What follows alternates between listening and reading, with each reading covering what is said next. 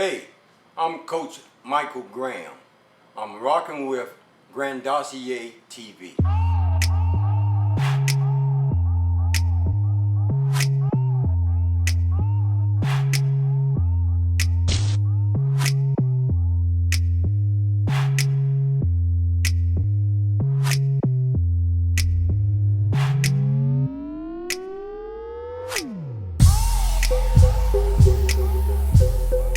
Welcome back to another great show with Grandosiá TV, where I'm here with the legendary coach, Michael Duke Graham.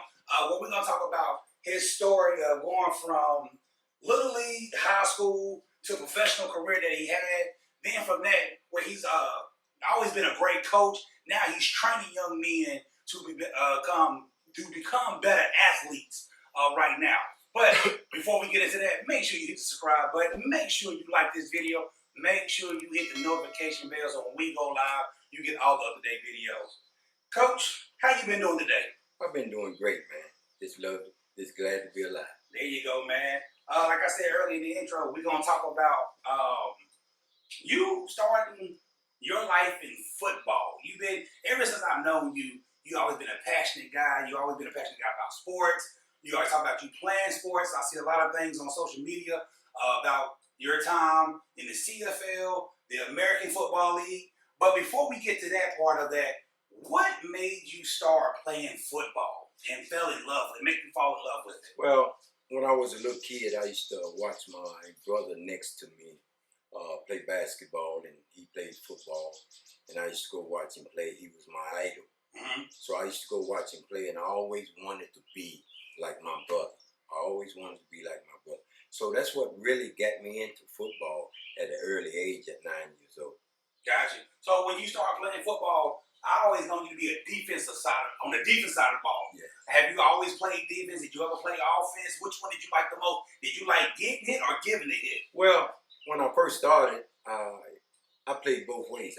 Matter of fact, Pop won the ball. I played fullback, and then on defense, I played middle linebacker. Okay. I was the smallest guy on the team, but I always thought I was pretty tough. Gotcha. So as you go from Pop Warner to junior high and high school, did your passion for the game grow?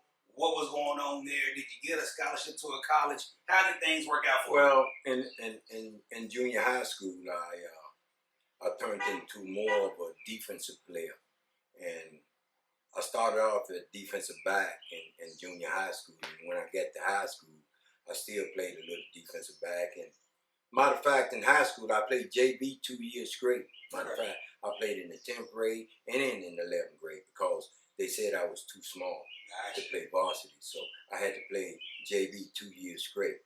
But my senior year, I started at right linebacker for Hunter Huss High School. We went 9-1 that year. And I started at linebacker, 5'7", 130 pounds. And after football, I didn't have no scholarships. Didn't nobody want a 130-pound linebacker. So how did that make you feel? First of all, they made you play JV 2 years in a row. Now, me knowing you as an adult, I know that had to drive you insane, had to drive you crazy. Well, it really did, but I knew I was better than they said I was, but it wasn't my size, it was my heart, how big my heart was. And I knew I had a big heart, and I was determined not to fail. So when I got on varsity, I had to prove to myself and everybody else, the coaching staff, that I could play with these big guys. Now, do you use that as training other students, athletes now? Do you use that testimony to help push them? Yes. So how do they take it? What do you say to them? Yeah, well, I just tell them small never been an issue with me. The smallest man, if he got a big heart, he could always play for me. I never went against the smaller guy. Gotcha. So you said you never got a scholarship to college. So when high school was over with, your senior year came, you said you went 9-1 your senior year? Yeah, we went 9-1 our senior year. Gotcha. So when that was over with, nobody came knocking at the door. What was your mindset? What was you thinking about doing? What led you to your next adventure? Well, what happened were, back when I was senior, back in them days in the 70s, the style was out, a big afro. Gotcha. So I had an afro for about 8 years, and my afro was about this big. Gotcha. And I had big braids. So after my senior year was over with, some of the guys got scholarships, 6 or 7 guys got scholarships and went off to college. So I went home. I had to go get a job in the mill. So something in my mind told me to cut my braids out of my hair. Because when I graduated, I was 5'7", 130 pounds. So I cut all my hair off my head. And believe it or not, when I cut that hair off my head, I started getting taller. And I started having dreams about playing football again. I couldn't even sleep at night because I kept having dreams of playing football. So, make a long story short, I went to my mother. I was staying with my mother, and I told my mother, I said, I'm having dreams about playing football. And she said, well, dreams does come true. So me and one of my best friends one night, we heard about a pro team was over in Charlotte playing a game this weekend, one Saturday night. And me and him went. So we went to this game, and about halftime, I looked at my friend and I say, I'm going to try out with this team next year. And he started laughing at me. Oh, man. That supposed to be your friend. Yeah, but he started laughing at me. So I went home that night. That Monday, I went down to J.C. Penney's at the mall and bought a bench and bought 110 pounds of plastic waste, plastic cement waste. And I started working out. And I worked out for a whole year, all that winter, all that summer. And when the next year came around, I tried out for that team. Now, how big was you at this time? I was about 165. 165, 170. And the only way I could get on the field, what I found out when I went there to try out, the only way I could get on the field, you had to be able to go, you had to go to college. You had to be a college graduate to even try out. So, truth be known, I lied. I put down John C. Smith University. I put down John C. Smith. They put a number on my chest. I jogged out on the field. I ran a 4.59 40-yard dash. They kept me that day. And we had a couple preseason football games. Went down to Jacksonville, Florida. Played down in the Gator Bowl. And they put me in the third quarter. And they had this big running back, played in the NFL, played Canadian football. He was running over everybody in the first half. They put me in at cornerback. And the first time he come up through the hole, I come up from corner and tagged him. And the crowd roared. The crowd roared. But on the way coming back on the plane, the coach was walking down the aisle looking for me. And he was wanting to know, where's this number 31 at? Where's this kid 31? And from then on, that's how I made the team over in Charlotte. Gotcha. So I played with them for 2 years. And then in 1982, I found out it was a free agent camp in Atlanta.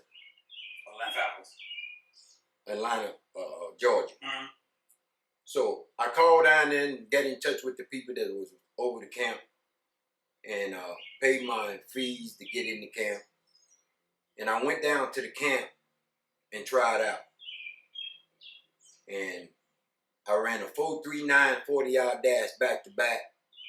I talked to the Minnesota Vikings.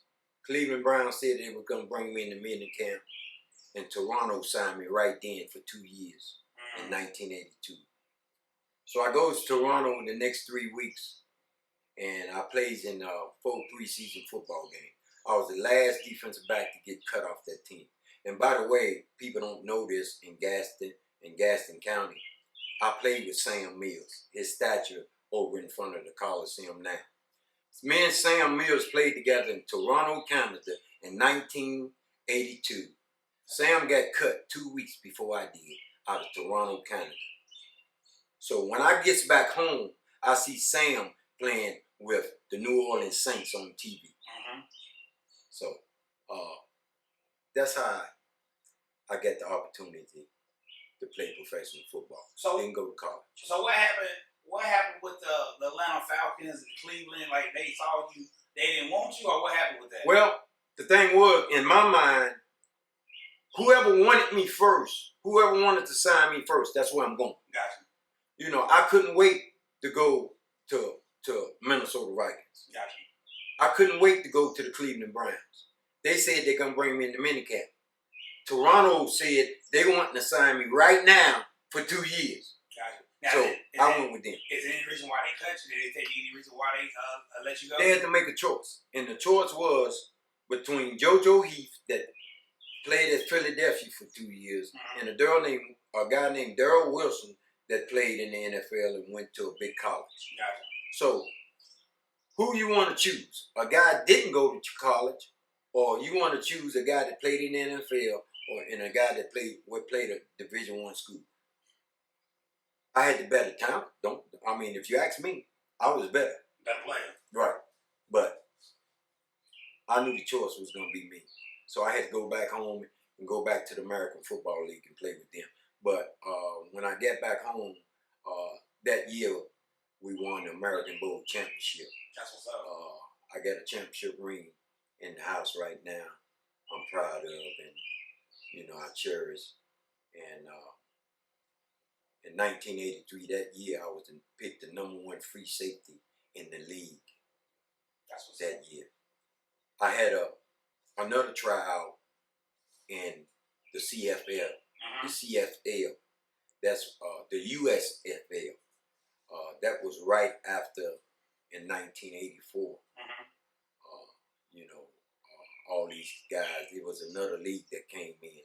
How did that go for you? And I had a trial, and they had, I think it was about 9 or 10 of guys off our team in Charlotte had that trial. And they didn't pick number 6 of us that day, maybe 5 that day, that was going to go up to the Washington Federals and play in the USFL. And one of them was me.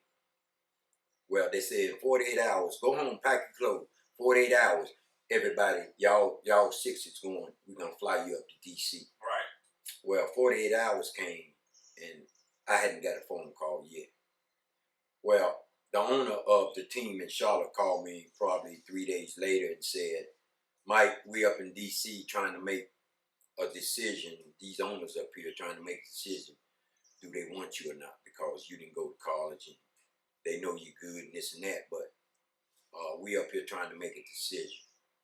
Well, make a long story short, it didn't happen. I didn't go to DC, but 2 of my guys that played on my team one of them was Reggie Supernet Smith that played for Atlanta, went to North Carolina Central University. I'm quite sure a lot of people in North Carolina know who I'm talking about. And the other one went to A&T, graduated from A&T, named Dennis Cork. Me and Dennis Cork played strong safety right beside me. I was playing free safety in the American Football League. So them guys go to the Washington Federals. Guess what? They starting. They starting. You already know you're going to be on that. They starting. Off my team, they starting in the USFL. So I'm thinking to myself, I'm looking at them, I'm sitting at home looking at them on TV. Tears just start rolling down my eyes. I bet so. So, that was a shocking experience. But I'm happy for them guys. Them guys were good, but I was good. But sometimes it ain't how good you are, it's the break you get. It's true. So, why do you think it was a big deal of going to college? If your talent spoke for itself, you was the best free safety. You said best free safety, right?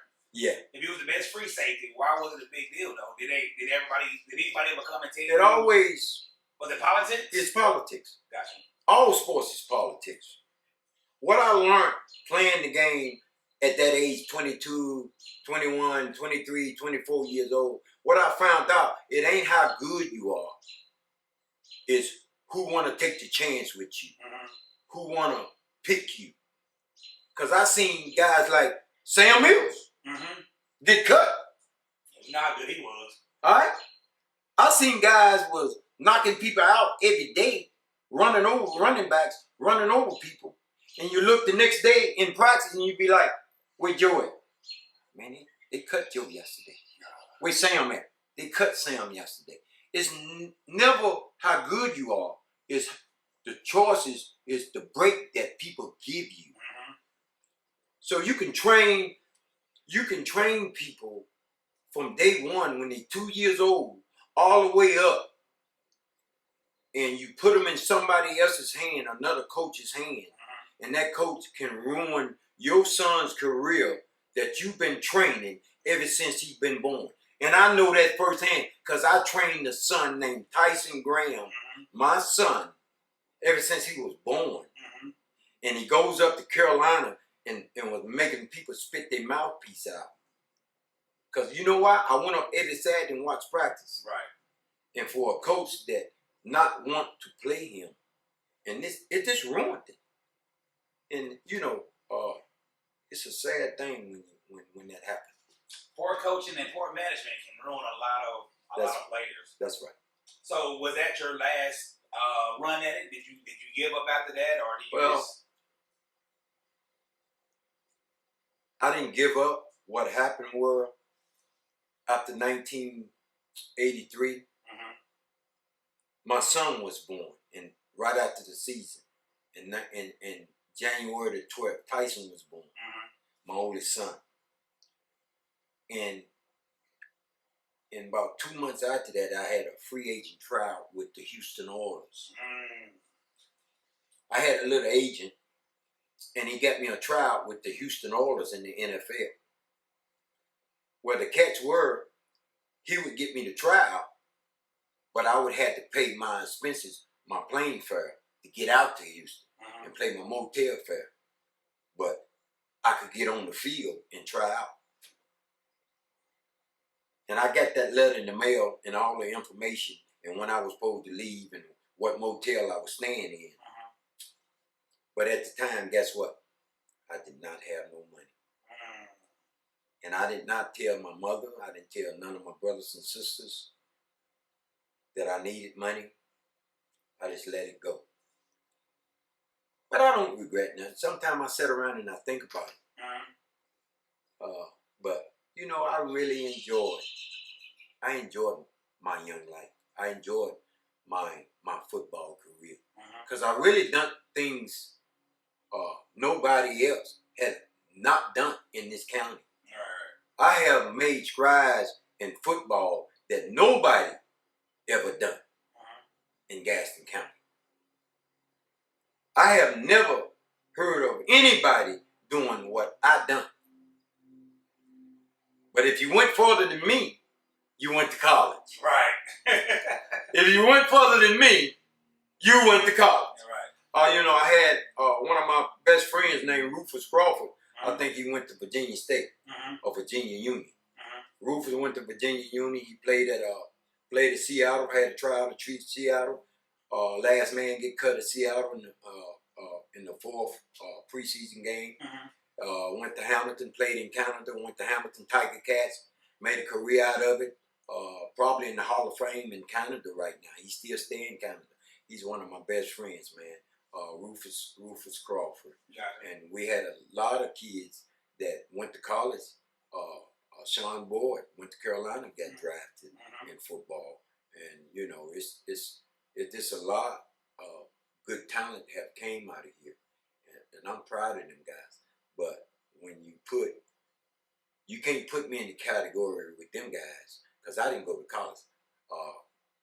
I've done it, you know, this raw talent, God-gifted talent. So what I do now is, after all that talent God have gave me, you know, he told me that I gave you that talent, but guess what? It's not yours. Right. Give it back to somebody else that need it. Gotcha. And that's what I do. I started coaching in 1984 when I got through playing football. I coached at Greer for 4 years. I coached at York Chester for 3 years. And then I left York Chester and went to North Gaston High School in 96. Went to North Gaston High School in '96, and I coached there until '07. 2007 was my last year. Gotcha. And you had a break in there for a minute when you left for a second and came back. I left Hus in '05 and went to Hunter Hus High School. And I was the defensive coordinator at Hunter Hus High School for 1 year. And they told me that I was too hard on the kids, and the kids was afraid of me. And guess what, Mr. Graham? We're going to have to let you go. And you know, Hunter Hus is my alma mater. I graduated from Hunter Hus. I love Hunter Hus High School. I love my alma mater. And you know, that was so embarrassing to me to be let go from my alma mater. Coach, 1 year. I've never been fired from any job, less known any coaching job. Right. But I got fired 1 year from Hunter Hus High School. And all I wanted to do was love on the kids and teach them the game of football. Because you got a lot of knowledge of the game. I have a lot of knowledge of the game. You know, coaches is not made. Coaches is born. That's true. Coaches is born. You know why I know that? Because God blessed me to coach. He not only blessed me to be a good coach, he blessed me with the talent to play the game. And not only play the game, but he blessed me with the talent to be able to coach the game. And not only that, but be able to bond with the kids that I'm coaching, to make them play and teach them. You know, it was just awesome. It was awesome. Gotcha. I had an awesome time. So now you're done with coaching. Now we sitting here in the factory. Yeah, this is a fact. If people can see it, you know, you got a lot of stuff on social media. You got the factory going on. You got a lot of high school kids and college athletes that come back and work out with you. What made you say when you put your whistle down coaching that you wanted to do this right here? Well, I just couldn't see myself sitting down and not helping these young men out here in the street. Because in the community, it's kids that got families, got good jobs and stuff like that. But it's a lot of kids that don't have families. Their mothers and fathers don't have good jobs. Gotcha. And they're trying to make it the best way they can. And I still wanted to help them kids. I want to help the kids that don't have it, don't have much. I still help the kids that got it and got their mother and fathers still at the house and got good jobs. I still help them kids. But somebody got to be here and stay on guard for them kids. And I decided to stay and help these kids. Give them somewhere to go. Instead of the street corner or on the block or hanging out with the boys. They can come to the factory and hang out with Coach G. And get them together for and the get them season. together. And get their mind right.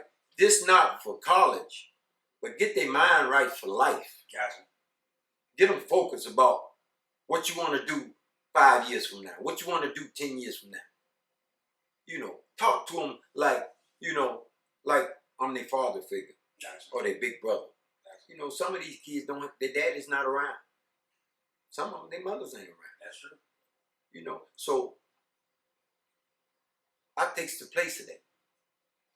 You know, I motivate them. I want them to do the best. I want them to teach them how to live after college, how to survive. That's what I do. Gotcha. Well, we're gonna swing back a minute. We're gonna rewind for a second and pick back on what you said. You said you trained your son from the time he could basically play football. That's right. And you talked about coaching in Carolina, how coaching done wrong can ruin a kid. That's right. What is your advice for new coaches now? And what are some things that you see from being an old coach? I don't want people to come on here saying, "Oh, he just an old man. He's an old coach. Is done different now in this age group." Because coaches who coached in the past can still coach now because the game is somewhat the same, different rules. But what can they do better? Like how can because some coaches do. You watch it, they don't really use everything they have. Like you said, you fight for the little man still. You never look over somebody just because they small because you was that, but your heart was bigger than your body, and you came out there and played. So, what's the advice that we can give new coaches? How can we help them move forward? Well, what I've been seeing over the years, sitting in the stands watching coaches coach, is they have lost control of their team. What I mean by that is they want a football practice. They want a practice, period. You need to get control. You need to let these young men know that you, the coach, you need to get respect right out the top. And I seen on Friday nights that as kids you still can't control. That's coming to the sideline throwing their helmets, fussing at the other kids, looking all up in the stands and waving at people, waving at the little girlfriends and all that crap. You know, I'm one of them old school coaches, and you got to have discipline on your team. Gotcha. And if you don't have discipline, you ain't got nothing. And I used to tell kids when I coach, don't have me to embarrass you in front of your little girlfriend and your mom and dad. So they used to act right on Friday nights. Right. So, but discipline, man, you got to be disciplined. And coaches, what I want the coaches to know, coach fundamental. Teach your kids fundamental from day one. If you haven't taught them nothing before game night, don't fuss at them on game night and you ain't taught them. If you ain't taught them nothing, if you ain't took them from step 1, step 2, step 3, step 4, if you ain't took your time and teach them fundamental, don't fuss at him on Friday nights. Because you know if you start fussing at him, guess what? He's going to turn on you. Yeah. He'll turn on you. He'll fight back with you. So just remember that, coaches. And not just only coach your kids, but be, go down to their level sometime. They respect you. They know they coach. But go down on their level and talk to them. That's it. Go down on their level and talk to the young man. He'll respect you more. Gotcha. Now, for all the coaches and for everybody that's going to see this interview with Grandosiá TV, yes. Would you ever think about helping out? I mean, I know kids come to the factory. Yeah. But would you ever think about going to certain schools, going back to your alma mater, going to other schools in the city that you live in or outside the city you live in, and give them pointers on lifting weights? Because, like I say, as long as I have known you, you always been working out. Yeah. You've been heavy into it. If it was at the Phillips Center or wherever, you've been into it. Would you ever give that advice, or do you want the kids to come here because there's certain things you can do here that you may not can do there? Well, the thing about it is, the kids at these schools, they got coaches. And I don't want to go to the high school and step on them other coaches' toes. Gotcha. Because sometimes when you do that, you get coaches looking at you right funny, and some of them, they don't want you there. And some of them might want you there. Gotcha. But they doing their thing. I have done my thing. I feel more better just laying back at my factory, doing my little thing with these athletes. And, I don't want to go back. I don't want to coach no more. I coached for about 40-some years, and I enjoyed it. But it's over. It's over for me. So what is the future for the factory? What is the future? What is the legacy that you're trying to leave for the factory? Well, it's not wanting to leave a legacy. It's this, I just want people to know if something would happen to me today, I would want people to know that I have done everything that I could do to help another kid outside of mine. I have done everything that I could do to help young men that needed it.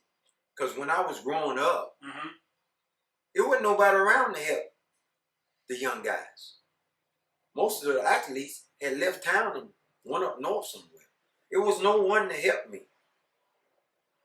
And that's one reason I help kids now, because, you know, give it back.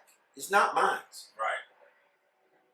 And that's why we push so hard to make sure these young men come out here. So for the ones that need somewhere to go work out at, or ones who need help over the summer, you know, they're working out at the school, but they need that extra help when the gym closes at the school, how can they reach you? How can they get in contact with you to be a part of this family here at the factory? Well, number one, it's a lot of kids here that know a lot of kids around in this area. And if you can contact them or try to reach me, they got my number. Everybody that works out here got my number. And, you know, you can reach me inbox on Facebook or whatever. And, you know, one thing about me, you can come here, but one thing about me is it's not a vacation here. If you come here, you're going to work.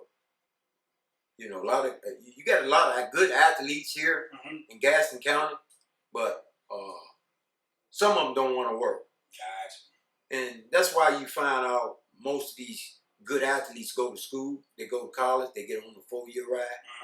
And if they're not used to working out and grinding and feeling that pain, when they go to school, guess what they do? They get on that horn, call their mama, mama come and get me, because they're not used to it. They're not used to it. The factory gets you prepared and ready for the next level. True. I have seen a lot of kids come through who's been grinding. I see your wall up here. I see some people at Syracuse, Winston State, yes, sir. A&T. Yes, sir. I'm seeing a lot of kids up here who's balling. And I believe what you say, because there do be a lot of kids out here grinding and pushing one another. Yeah. So what is a typical workout? How long do it last out here? What's, you know, how do y'all get down in the factory? Well, my workout really lasts an hour. Okay. But kids don't want to leave. They come here and it's supposed to last an hour and they be here for 3 hours. You know, they be here for 3 hours now. They might work out 2 hours or so, and then they go out there and sit for an hour talking. They just, you know, it's just like the block.